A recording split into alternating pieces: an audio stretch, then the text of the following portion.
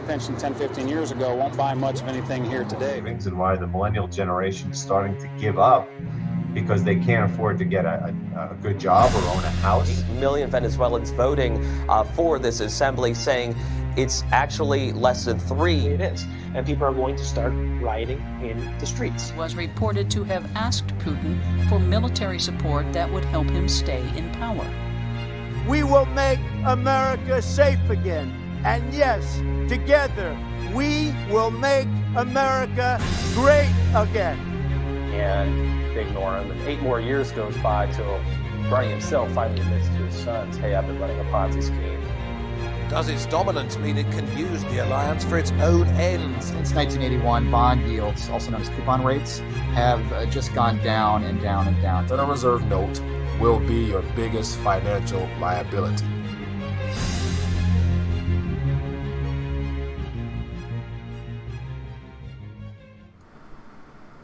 RTD Live Talk, Monday night, third day of the month of September. We are live. Looking forward to finding out how was everyone's Labor Day, as well as just get your thoughts on the video I did earlier, as well as to share with you some recent developments of what's happening down in Venezuela.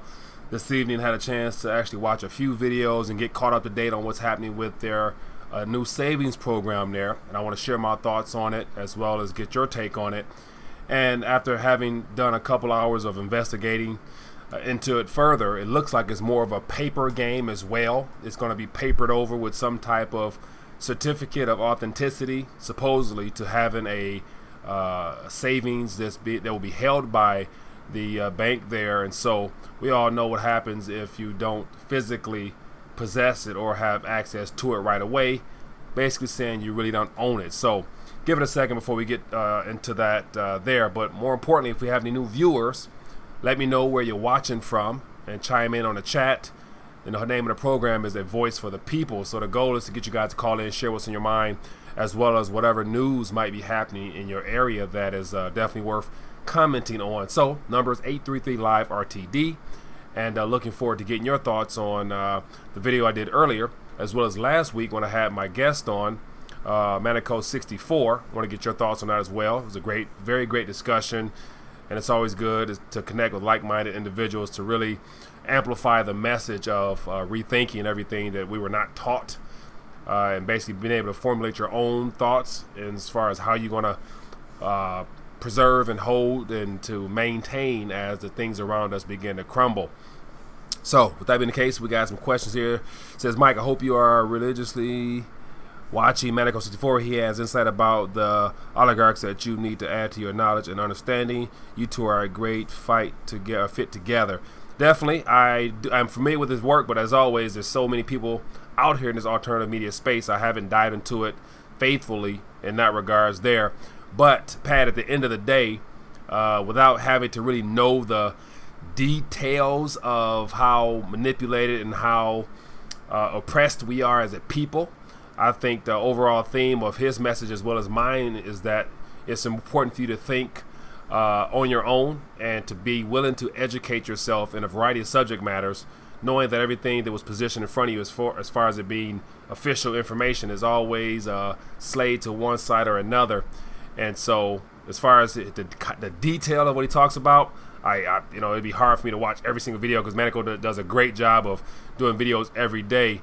And so, as well as trying to stay up to tune with a variety of subject matters in the news, yeah, it'll take a lot of time to do such. But definitely, I will pay more attention because I'm definitely finding out some of the details. But at the end of the day, we all understand that it's important for people to actually hold physical over the paper game. So we have Iowa in the building. It says Iowa in the middle of a tornado watch. Tornadoes, yes, that's one thing I don't recall ever having to deal with in Detroit area is a tornado. And so we have watching from Trinidad and Tobago. Welcome. What's the vibe like down there with the economy? I think I saw something recently that your president or prime minister, I'm not sure either which one or whatnot, was over in Venezuela breaking oil or some type of trade agreement or whatnot. So I wonder what your thoughts are on that. It says, what else? If people not listen to me about getting physical silver or gold, people don't believe the dollar's going to fall. How do you persuade your family and friends to get physical metals? Ah, man, that's a very good question. And unfortunately, there's no right or wrong answer. It's more so you live what you know is right in your heart and what is true, and trusting that they'll understand one day. But more importantly, I would say just bring up conversation in reference to what's happening around them. Have them begin to look into what's happening down in Argentina right now, especially, or in Venezuela, as things have really gives a very good perspective of what'll happen when your currency is no longer, when the people no longer have confidence in the currency, and it's no longer perceived as a store of value. And so I would say just keep living your life, man, and do the best you can. Send the doubters a story every now and then. And other than that, there's nothing you can do about it. There's really nothing you can do about it. So that's just how it is. Says they have to wake up themselves. It's very true. That's the biggest thing, man. Most people, apart from just giving them, just sharing information with them and living it yourself, most people, unfortunately, need to encounter some form of wake-up call. And the wake-up call is usually nothing as pleasant, but like always, it's one of those moments where you look back and you say, man, I wish I woulda, coulda, shoulda. Wish I would have listened to my friend or my family when they said, do this, do that. But hey, that's just a life lesson we all go through in a variety of areas in our lives. So it says, but when stuff hits the fan, they all come running to you. That's very true. And so one thing, I'm not sure who it was, but someone mentioned the importance of basically, because you're aware, because you're awake, basically taking it upon yourself to do a little something extra according to what you can, whether it be food, water, whatever it is. Basically, probably as best as you can, think a little bit outside of your own household. And so if you were to be able to set aside a little something extra for, family members, that could be helpful to them. It probably won't save them completely, but yet it'll be something for them to fall back on or have as an option. So it says, I grew up in Iowa on a ridge known called Tornado Ridge. I've seen many of them. Yeah, tornadoes, man, that's something. Yeah, that's something that not too familiar with that, man, but definitely, like always, it does more damage and causes more harm than good. So other than that, I would actually want to get your thoughts. Actually, I'm going to go right to this video here. So as you see over my shoulder here, I grabbed this clip. And so this is today. This is President Maduro and his wife being the first and the second people in the country of Venezuela to sign up for the gold savings program there. And so this video here is about 3 minutes, 4 minutes or whatever, but the basic walk down is that you have to go through 3 or 4 stations at this little desk here, and it's the whole Bolivar, sovereign Bolivar. So for those that aren't too familiar with it, this is, and to my knowledge, this is the third issuance of a new fiat currency. And the very first one was just a regular Bolivar. The second was a Bolivar Forte, which means strong Bolivar. And then now in the third one, we have the sovereign Bolivar. So we have 3 currencies issued within the last, two issued in the last 2 years that I've been watching and paying attention to what's happening down in Venezuela closely. And prior to that, the old Bolivar was a little bit more stable as far as it not being reissued, but it was a 6-7 year downward spiral until it gave way. But yet the fact we're on the third sovereign Bolivar now, and just to give you guys some of the details of it, I got a couple a couple links here that I'm gonna share with you. But basically, at the end of the day, that was the first station where Maduro was sitting down at. And so it's initial where you give him your ID, you get in the system, and then his wife is next to him. You get up, you go to the next station where you give them that piece of paper they give you as a receipt. And with that receipt, you basically formulate your bio ID, where you got to use your thumb to verify your account or whatnot. Then you get up again from the second table, which is they're still the first. You go to the third table. Then you take the receipt with them, and then they give you a certificate. And that certificate basically states that you have deposited into this new system here. So here you see some of the Bolivar notes that they have outside the building there. So this is the third round of currencies, the 50, the 100, the 200, and the 500. And what's interesting is the fact they use the same patriarchs or whatnot, all the founding fathers or whatnot to the whole Bolivar, to the whole Venezuela movement. Not too familiar with all the people on the notes itself, but the fact that you use the same people, just add different numbers, is something else, man. But what else? So what else was I saying? So yeah, so here's the second one now. You enter the PIN code, and as you see, Bolivar, he's about to put his thumb there. And when he put his thumb there, he's officially in the system with his biometric identification there. And so this right here is just a viewpoint, or it's a starting point for what I believe monetary system might be rolled out to the United States eventually, because it's the whole idea of making sure you're in the system, and whatever you do in the system is controlled and operated by the government. So he's setting an example, him and his wife, as to what they expect. But yet, think about it. If you don't have any funds, or you are of the mindset that you don't want your information in the system, then it's good to say you won't be included in the system, which means you won't be able to do trade and commerce in the country of Venezuela. And so here, the whole idea of, there's supposedly gold back in the vaults on your behalf. When you get past this next booth here, it's going to be a certificate. So it's going to have Maduro and his wife standing there with a little certificate saying that they are officially gold owners. But yet, if you don't hold it, you don't own it. And so it's just interesting to see how they're, spinning out more paper in the form of a certificate. And so I'm gonna actually go to the next screen where you can actually see. Let me see, where is it at? Go to the next screen, and it's actually their Twitter account. So better yet, I go to this one here. So this page here gives you an idea of how it all plays out. And so here we have the Gold Savings Program, Plan de Oro and Oro, and it's a gold savings plan. So it gives each one of these little circle thingies here is basically the steps, the 10 steps to saving and preserving your wealth in gold. That's been a part of this whole economic reform that Maduro is announcing.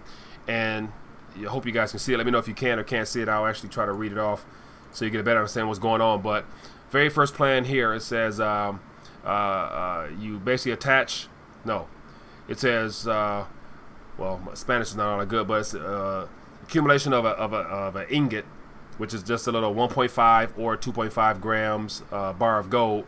And so it says here for 1.5 grams of gold, it costs $3,500, or according to the new conversion of the strong Bolivar, 3.5, or I believe that's 3,500 or 350 of the new Bolivars. And so in a minute I'll break down what that looks like when you convert it over, because it's quite confusing. But the very first one here, 1.5, you can purchase 1.5 grams for 35 sovereign Bolivars, which I added that up.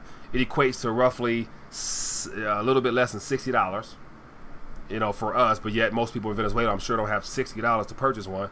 And so here's a little idea that this gold here will be stored in the custodian at the Bank of Venezuela.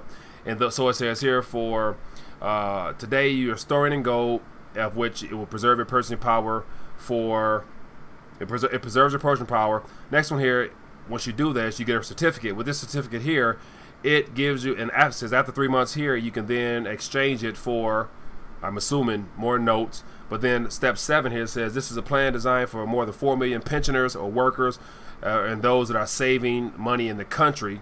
And so this is what this is designed for. Then it talks about what the certificate is good for. It says that with the gold certificate, you can basically establish a little line of credit. You can purchase a vehicle. You can be able to have some negotiations, or you can, I think that's purchase something, I think. And so that's the 8th step. The 9th step here says pensioners, as well as a variety of other people, basically can save their future in these 1.5 gram issuance of gold. And so, give you an idea what that looks like, here's a picture of Maduro and his wife after they were the first people to set up their own accounts with this Bolivar, with the new Bolivar backed by gold, supposedly. So it shows them here. But to give you more idea as to what the price breakdown is of the sovereign Bolivar, so here's the conversion rate.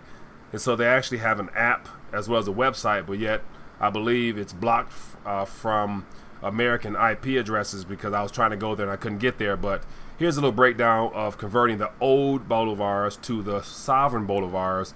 And so I believe that that 1.5 gram of gold is, as I said, $3,500 or $350. 350 bolivars and 20 cents is what I believe it equates to, and that'll fall right up in here, approximately, say 35 million old bolivars will get you 1.5 grams of gold is what that equates to.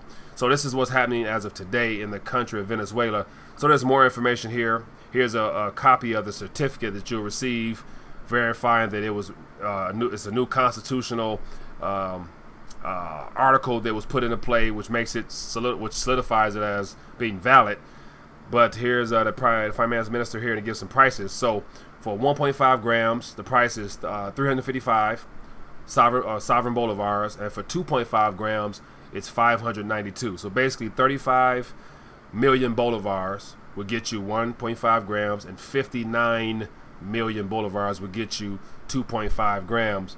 But the problem is, if you were to come across those type of that amount of paper, and you were to give it to them, you're still getting a piece of paper. So here's a gentleman here who's setting up his account here. So he has an official account with this sovereign bolivar. So he came after Maduro, got a little QR code here, and he's smiling and confident that his future is going to be secure. But once again, he's not holding anything. So that's one of the things where I'm like, looks good, sounds good, but it's paper.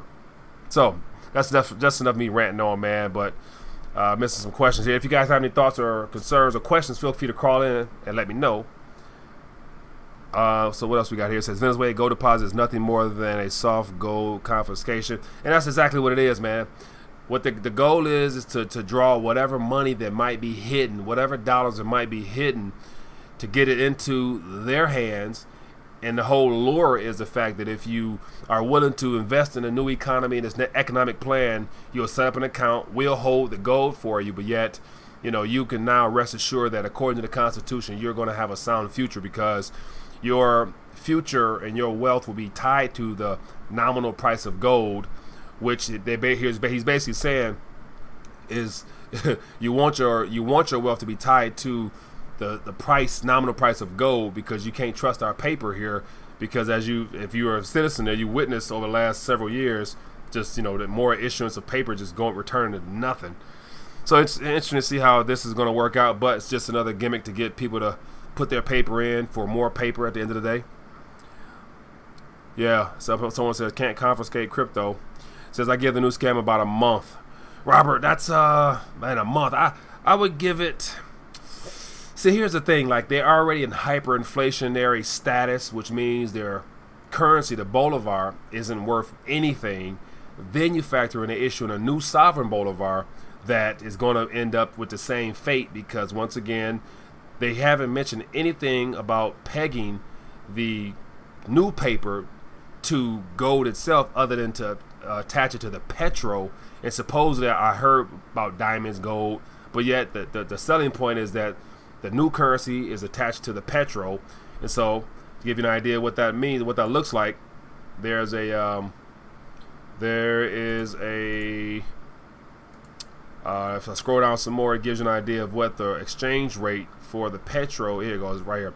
So as of now, one petro coin, which equals a barrel of oil, as of August 31st is 3,600 sovereign bolivars, which is basically saying it's like 360 sovereign bolivars for one barrel oil.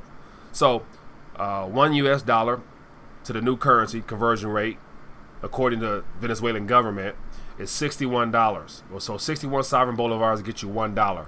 So you factor in is 61 bolivars times the price of that 1.5 grams, which is $3,500 or $350, give or take.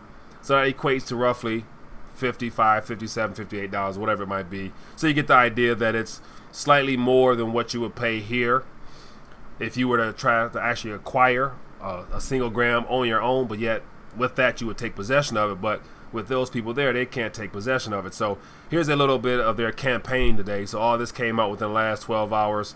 So this is the Central Bank of Venezuela campaign to get people, give them some information as to what they can expect. But once again, it's paper. paper on top of paper, so take it for what it's worth. But yet, I think it might last a little bit longer than a month because it's just, I'll give them the benefit of the doubt, man. I'll give them the benefit of the doubt, say it lasts longer than a month. But, you know, it's going to be interesting to see. It's going to be interesting to see how it plays out. How do that will believe then you do you. It says, Honeyball, not sure on that. The more I learn about the cryptos, the less trust I have, especially since the CIA through Peter Thiel of PayPal funded its reaction. Yeah, so that's one of the things. You know, a lot of people nowadays are really leaning on and banking on and providing or pointing towards the crypto sector. And once again, you know, if you follow me and you know the channel, you know where I stand as far as being very skeptical of it, but yet interested in technology. So I am more than willing and able and wanting to explore and experiment with it. But once again, I'm not banking on it or solely dependent upon it in reference to or in the same way that I would tell people, as I always say, make sure you get your weight up, hinting at the fact that, you know, if you don't hold something physical and tangible in your hand of extreme value, then, you know, I wouldn't want to bank on much else. But that's just my thoughts.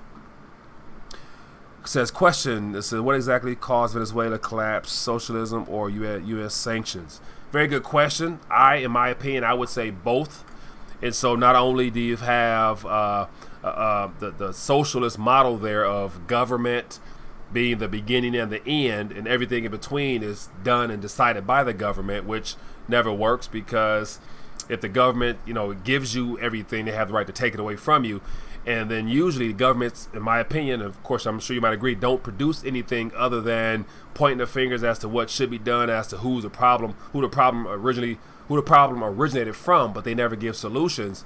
And so the only solution they usually do give is more taxes, more debt, and things of that nature. So with the idea of what's happening in Venezuela, you know, they basically nationalized everything of value, forced the private sector out of the country, to where, you know, the government, as I mentioned, they don't really do much or can't produce much. You know, none of the politicians can actually go out in the field and run a machine or go in a plant and bottle or manufacture anything, but yet they'll tell you, you know, either you sell your products at this price or we're going to take it over. And like always, if you're in business to make money, which everyone is, you can't lose money on a deal, so you just let the business fold. And a lot of people in Venezuela walked out in their businesses, and of course the government comes in or the people come in, try to pick up from where they left, to play along with the Western or the United States method and way of doing things, as far as just buying into the central banking model of allowing our central bank here and the powers that be to enslave them through their central bank directly. The U.S. is heavily involved in our country as well, so there's no doubt primarily the way that United States of America has basically disrupted a lot of these governments that, you know, can't really afford to have any external problems, nevertheless the problems they create for themselves inside. So, yeah, we'll see. It says, when energy comes back on, then we'll right back up to right. Not sure what that means. It says they turn off your cell service off grid down. Oh yes, they can, have, and will. World slowly coming to a new reality. Yeah, and so I imagine that I was actually speaking with someone in Venezuela not long ago, just to get an idea what it's like on the streets there, and the person was, you know, informing me as to how they have like an artificial intelligence or some type of bot type of system that basically filters the internet there in Venezuela, looking for people who are anti-government or people who are quote unquote, you know, disruptive. And so the person, you know, was just saying that there are certain ways, certain methods you have to use to be able to communicate outside the country or whatnot. So definitely they want to make sure they know everything and control down. So I wouldn't put it past them that they are able to tap into, as well as shut down anyone or anything that doesn't play along with the narrative that they want the mainstream media to cover. So like this video here, it always shows, you know, the leader being the first one to take charge in this new initiative that's proposed by him. But yet it's good to say that he's not struggling financially. It's good to say that he has some physical gold in his possession. Like, I would imagine that all these politicians that, you know, are the reason why countries fail, they're good. they have no worries whatsoever. So this whole thing here is a gimmick because, you know, his retirement is set and safe. He already has foreign accounts in the Cayman Islands and Panama, all those places where they hide money. He's got a nice fat account, I'm sure. So this is all a ploy just to get people to feel confident in this paper that he's holding. So if you see here, this is a certificate you receive once you set up your account in this whole gold savings program here. And so on that piece of paper, it might verify how much you deposited or whatever, or it tells you how much in gold you so-called have. But once again, we'll see. It says, can I shut down a system that is decentralized with no individual to stop it? Omnibone, that is where we're hoping and banking on that statement being true. But like always, 4 or 5 years or 4 or 5 months from now, looking back, you know, we'll see if we were able to, if that statement holds its ground, given the fact that, you know, like always, everything blockchain related, crypto related is still new.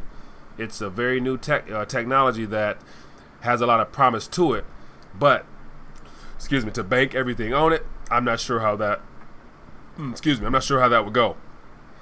It says gold is money, everything else is credit. I do agree. So the banks feed off of fees for holding your money, starve the bank by leaving them alone. Socialism has never worked. Very true. And so I want to actually, and so what's happening here in Venezuela, I think, is very telling of what will be happening in Argentina, definitely in the next few months. I believe that before we get out of 2018, we're going to see an unleashing of massive devaluation with the Argentina peso. Hence, all the steps that's happening here, even though that their government structure is not necessarily socially, or it doesn't have a socialism model totally, but I think it's going to go that way because not only did Macri a couple months ago try to implement some policies to militarize the army there, to put them on the streets in the name of fighting terrorism or whatnot. I think that he's aware of what's happening, and that plays into all this IMF restrictions on not supporting the currency. So here's what's going to happen in Argentina, which is why I say that I can see a lot of symbolism between what's happening now or what's been happening in Venezuela, is the fact that tomorrow Argentina officials will be in the U.S., in Washington, D.C., basically pleading to Christine Lagarde and her crew, IMF, banksters, and how to not fully not support the currency there. Because once again, a part of the stipulation is from the IMF, we'll give you this money as long as you don't go out spending it to try to prop up and support your own currency. We want your currency to float according to the free market. So what does that mean? That means that if the central bank of Argentina, i.e. the government, don't back their own currency, if they don't show the world that they're willing to make sure that that currency doesn't crumble at the state of all investors as well as of the Argentinian people, then all confidence will be lost in the Argentinian economy from an investment standpoint, and they will experience massive amounts of capital flight from that country. And if you drain up all the remaining dollars and wealth in that country, then you're going to have a all-out, flat-out collapse of their economy, where the currency will, it will just continue to drop. And so it's good to say, I would imagine by the end of this week right here we're in now, it was at 41. It reached 41 to 1 last Thursday. It's good to say that based upon the news that comes out tomorrow, it could hit 41 for sure, if not touch 50. And by the end of this month, be 60, 75, 80. And by the end of this year, in triple figures. With no problem. I'm talking about like 110 pesos to 1. And if it gets to that point, say goodbye. It's the Argentinian people will be rioting. They're going to be burning, looting. Yeah, it's going to be really, really bad. Really, really bad. Just to give you an idea of how bad it is already, I was actually speaking to a friend in Argentina and getting the scoop from an Argentinian on the ground there. And he was telling me about all the corruption that's been reported and that's come out over the last administration, which is Kirchner, the lady president there, and all the stuff she's involved in. And so she actually has I think it's tomorrow, or sometime this week, she's actually on trial for corruption. And so she's, so apparently 6, 7, 8 members of her cabinet was caught up in, corruption and extorting money and all that stuff like that. But yeah, it's man, we're reaching a point. I think we're reaching a point where by the end of this year, there will be several dominoes to fall, i.e. what's happening in Argentina, Turkey, then we have South Africa, then we have Brazil. They're going through a presidential election. And so, man, this is some stuff that we're witnessing history in the making of the death of the fractional reserve lending model, which has extended too much credit, or central banks have extended too much credit to support their own banks, have indebted governments, which led them to always run a deficit and to not be able to maintain their debt obligations, and then therefore robbing their own people by cutting off all the programs that put them in power anyway. So, and that's, and to think about what's happening in Argentina, everything that lies with Venezuela is present here. In the sense that our government is heavily indebted. We've been running a deficit for the last decade plus. We've been running a deficit for the last, since supposedly Bill Clinton time frame, of which I heard us some funny numbers there, but we've been running a deficit for the last 20 years. And the only reason it's lasted this long is because of the Federal Reserve note, i.e. the reserve currency. But, the moment that currency, the Federal Reserve note, is no longer respected or needed, what makes us any different than anybody else? We're going to find out. But yet, running deficits, huge government, and the idea that Macri has already cut half of his ministries, Ministry of Labor, Ministry of Energy, and all that stuff like that, and that's hundreds of jobs gone, all in the name of supporting and trying to appease their creditors. And so our government here, from all the buku departments that I can't even begin to name, if we had to cut back and cut some of those departments out, there will be thousands of jobs, because I think the United States government is the biggest employer in this country. So what would happen if you cut them government jobs? Chaos in the streets. Flat out pandemonium. So anyway, I'm up here ranting, man. But anyway, called in. Yes, I'm just going to keep going. So what's happening over here? Any more questions over here that I can chime in on? It says crypto is priced in fiat. Yeah, and that's the thing. Like I believe that the measuring tool, the measuring stick that we currently have in referencing everything in nominal terms, in dollar terms especially, and I just really kind of formulated this thought in of itself the last couple of weeks, but I think it's definitely not a good measuring tool to basically look at something of value and say, I think it's worth X amount of dollars. Because once again, I think we are in need of beginning to reshift and recategorize and rethink how we measure value. And I think it'd be helpful if people were to begin looking beyond basically looking at an object saying that is worth $100 right now, or I'll give you $100 for it, as opposed to looking at it in weight, in weight terms, depending on whatever metal you prefer most. Ideally, because most people can afford a variety of increments or weight sizes of silver, it might be worth, if you are a person who loves ounces, to say, as of now, that right there costs in ounces the equivalent of, say, 5 ounces, 6 ounces, 7 ounces, and we can kind of measure that by saying, okay, that's roughly $100 right now. So basically, using that weight term there, it's a little bit, it's different. It really sums up the idea of rethinking the dollar, because you're shifting your viewpoint from thinking about nominal dollars with that dollar symbol to thinking about an actual tangible weight, and saying that I can get this item here, I can get this shoe here for 7 or 8 ounces of silver, and then use that same measuring point 2 years from now. And it's good to say, I'd imagine that's that same type of shoe, if you pay 7 ounces for it now, it's good to say 2 or 3 years from now, when we have a little bit more of a more pleasant and realistic price, it might be 3 ounces or maybe 1 ounce for that same style shoe. So, thinking in weight terms might be well worth your something to look into. Just my opinion. Says I like the poor man's gold.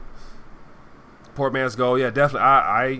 I long as it retains its value, I'm for it.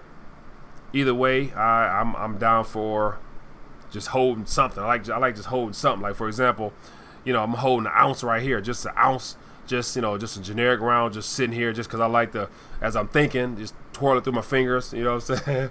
But then also, got a couple of these pieces of paper sitting here too, just for show, just as props. Oh man. Hey Mike, said I've been thinking of 10 ounces of silver and 1/10 of gold per month. What do you think? William, man, that's you can't go wrong. It's no real, I don't think that's a good thing. It's no real exact equation. It's more so whatever is within your means, whatever you can do, and it not take away from everything else as far as your living obligations, responsibilities. Knock it out, man. Knock it out.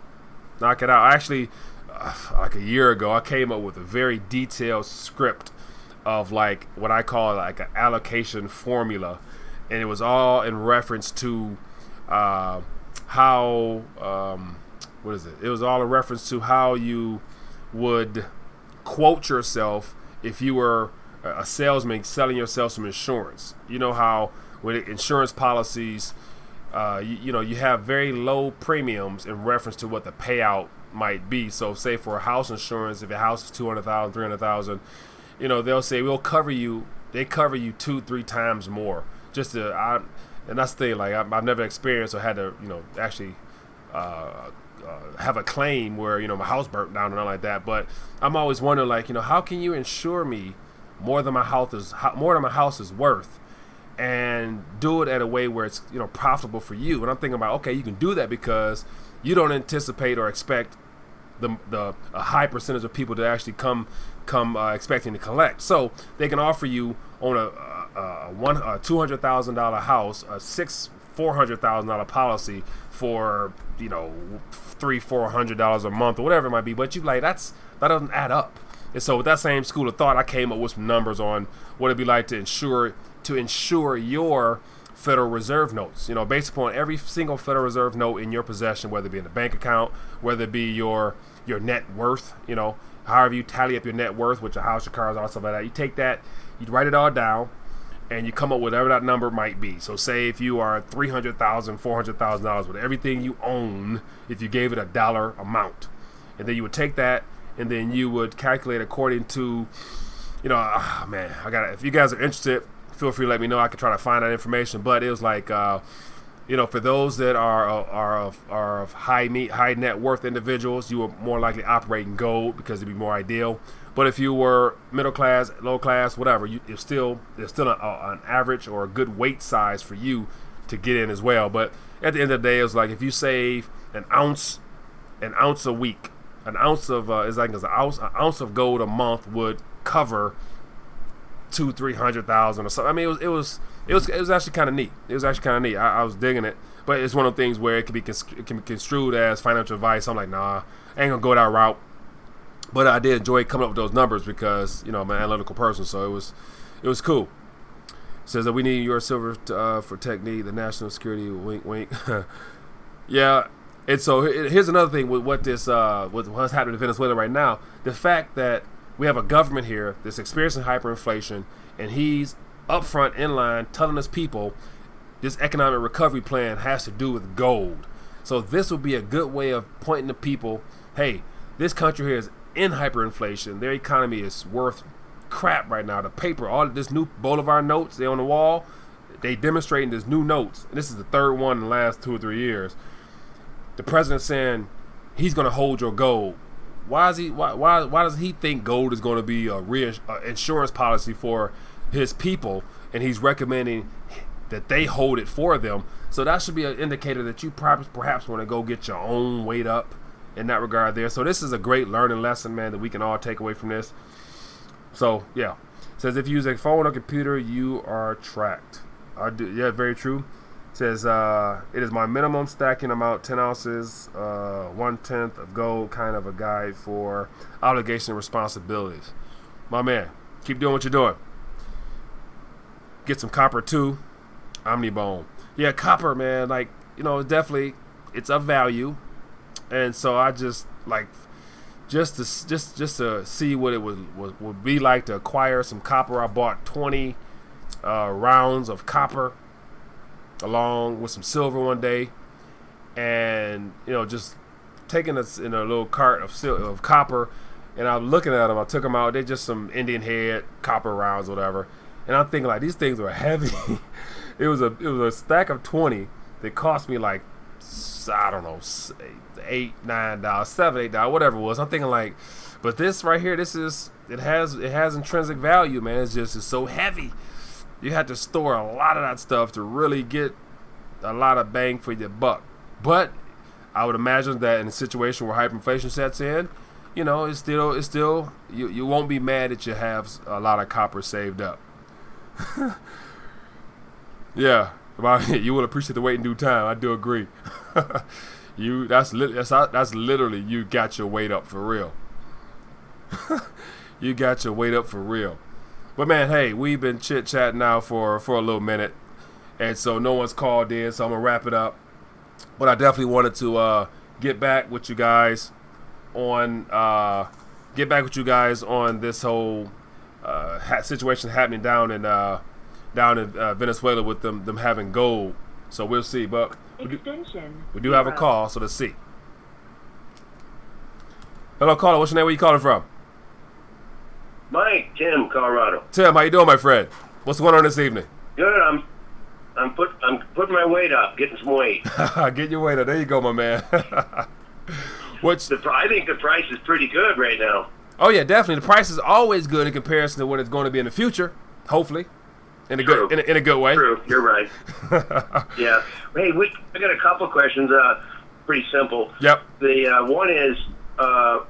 I'm focusing on silver because it's 82-1, or it was last time I looked. Mm-hmm. And there's a wait on where I'm buying my bullion. I have to wait till the 21st before the shipment can be made. Yeah. Or I can have minted material, which is, you pay an extra $1.50 premium over spot on top of the bullion. But I can get immediate shipment, when they get paid. So I'm tempted to go that way. And I know we had this conversation before, and some people think an ounce of silver is an ounce of silver if it's 0.999, I guess. And then some people don't, and some people go for the collectibles. But so I don't know. I'm half tempted to just go at this price. Right now it's at 17.01. With the on top of after you pay for on top of spot. Yeah. I'm thinking that maybe just go the mint.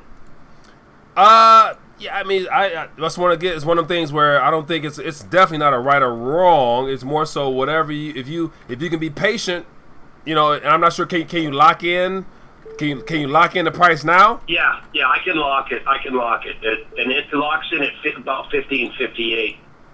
Oh yeah, well if you can lock it in, man, I would be patient and not be in a rush because you can save a couple pennies. It sounds like if you just lock it in now and just wait till it's shipped out, whatever. But yet once you click buy, that's what I want to hear. Yeah, once you click buy now, it's yours. So it's just a matter of getting to your front door. Yeah. But yeah, I wouldn't even. I would say those couple dollars. As long as STF or it doesn't happen before the 21st plus 2 weeks. Yeah, I think we got some time, my friend. We got some time.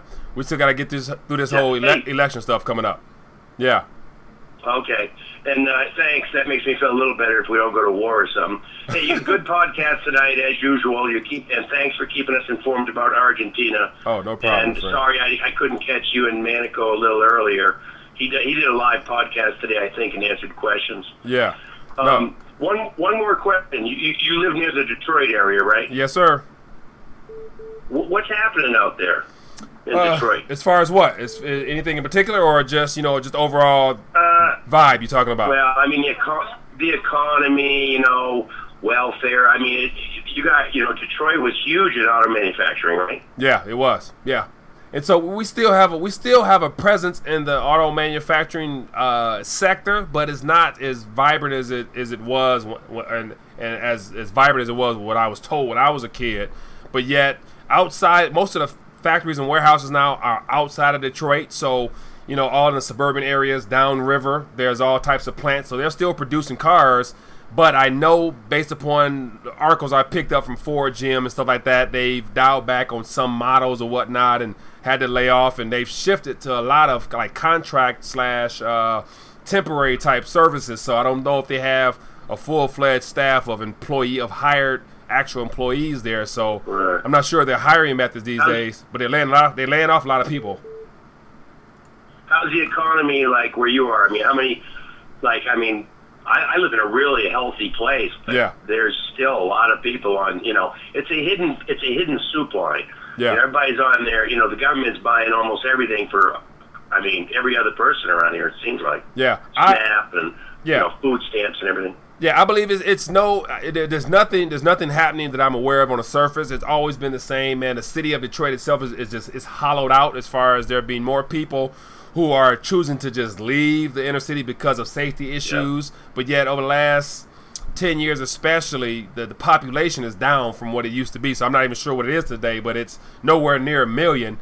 And I know the city is still strapped for cash because most recently a family member of mine told me that they're looking to increase the cost of the sewage or something like that. And because her property is on 2 lots, they're going to double her bill. So she was kind of pissed at that. So they're still strapped for cash, and I was actually trying to find out what happened with the bankruptcy situation because I know that downtown Detroit, as part of the agreement with the creditors, they had to sell off a lot of old properties and things of that nature. So a lot of investors got some good deals down there. So they got the new Pistons Arena, and Dan Gilbert, the Cleveland Cavaliers owner, he's down there remodeling everything. So he owns pretty much all those skyscrapers down there. So it's some expensive housing going up downtown, but as you get in the city, it's not looking all that pretty.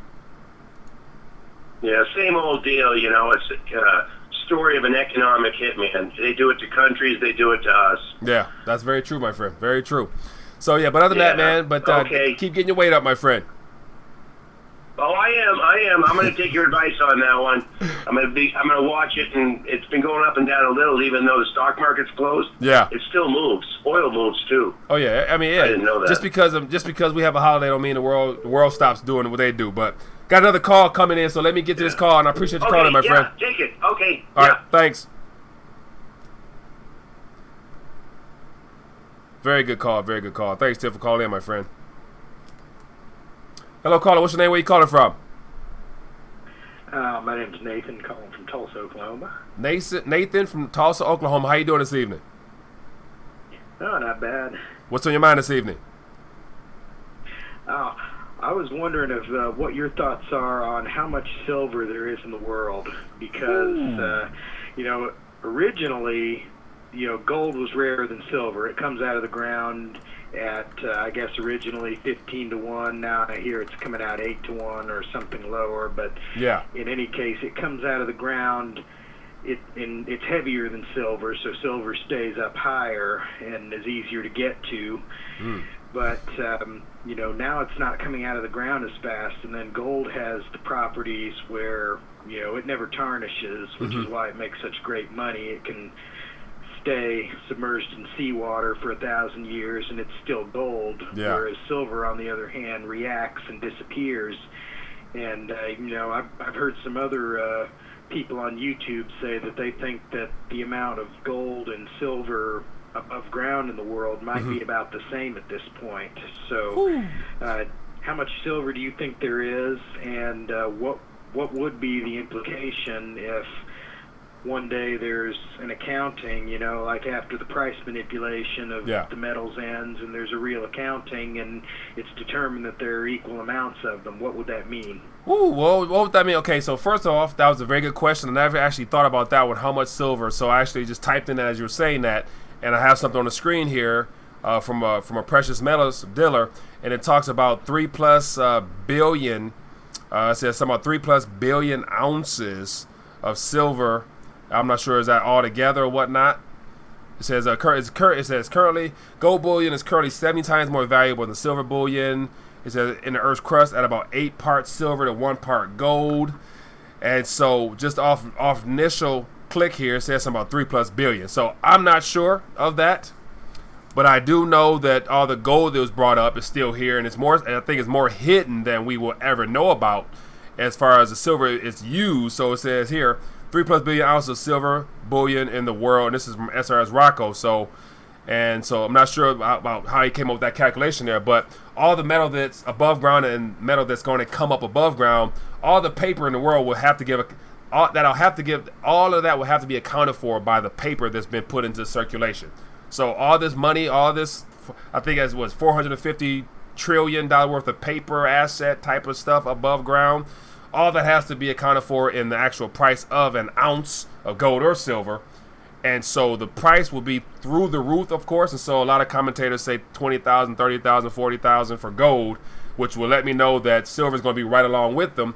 And as you mentioned, if there's an equal amount of gold, silver in existence or something of that nature, we could expect that 1-to-1 ratio that everyone believes is going to come, and gold and silver being 20 to 30,000 a piece, according to all the paper that's been brought into creation. So it will be very favorable for the paper term price. But if we come to a point like that, I don't think the paper will be worth much at all. So you may not want to exchange it for that paper. Yeah. So at that point, do you think we could see, in Roman times, and I guess in the 60s in the U.S. or before that, a silver dime was about a day's work, but in Roman times, a silver dime was about a day's work for, a hazardous job where you could potentially lose your life on any day. Do you think we could see silver, as far as labor goes, if we want to stay away from the paper valuation, do you think we could see it go to a higher value than it was at that time? Yeah, I do. And so as of now, an ounce of silver is roughly, 15 or 14 cents, whatever it was last day I checked it. But yet that's the equivalent of an hour's worth of work what they have in California right now. And so the question will be is, when silver reaches its true value as far as, all calculation, everything considered, all the manipulation is gone, would you even want to exchange a piece of silver for some labor? If you had to pay for someone to do some work for you, would you even feel comfortable giving them an ounce, given the fact that it is so valuable in comparison to that paper? So I do see a time where it might be mentioned to try to do that, but not anybody in their right mind wouldn't want to get rid of it for some labor.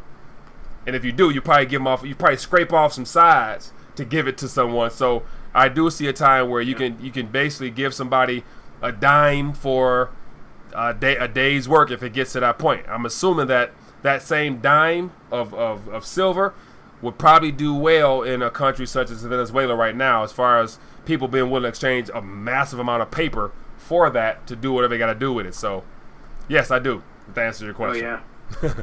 What do you think?